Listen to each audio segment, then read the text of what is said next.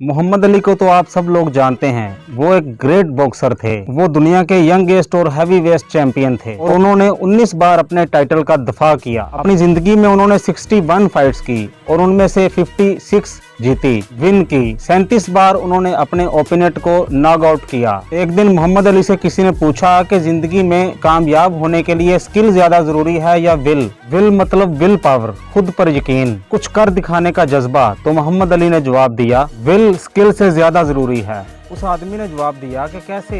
इस दुनिया में हर कोई स्किल डेवलपमेंट की बात करता है, स्किल को इम्प्रूव करने की बात करता है। तो आप कह रहे हो कि विल पावर स्किल से ज़्यादा ज़रूरी है? तो मोहम्मद अली ने जवाब दिया कि रिंग में जब मैं फाइट कर रहा होता हूँ और मेरा ओपोनेंट मुझे पंच मारता है और मैं उसे डिफेंड नहीं कर पाता, वो सीधा मेरे मुँह पर आकर लगता है और मैं गिर जाता हूँ, तो मेरी स्किल ने तो मुझे गिरा दिया। अब मेरी विल ही मुझे ये कहती है कि मोहम्मद अली उठ खड़ा हो जा, एक दफ़ा फिर कोशिश कर, हार ना मान, तू जीत सकता है।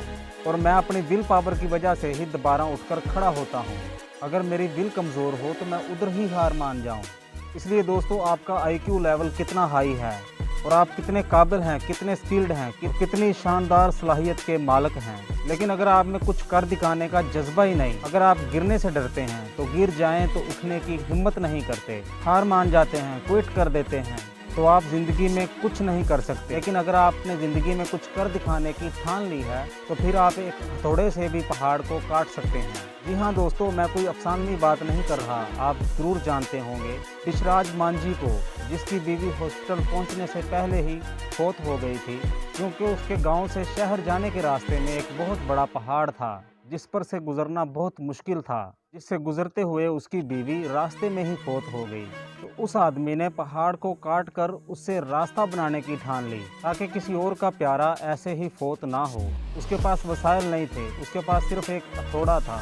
उसने एक हथौड़े और छेनी से ही पहाड़ को काटना शुरू कर दिया और काट कर दिखाया। उसे ये काम करने में 20 साल लग गए, लेकिन उसने रास्ता बनाकर दिखाया क्योंकि उसे हथौड़े पर नहीं, खुद पर यकीन था। दोस्तों, शाख पर बैठा हुआ परिंदा कभी शाख के टूटने से नहीं डरता, क्योंकि उसका एतमाद शाख की मजबूती पर नहीं बल्कि अपनी परों की मजबूती पर होता है।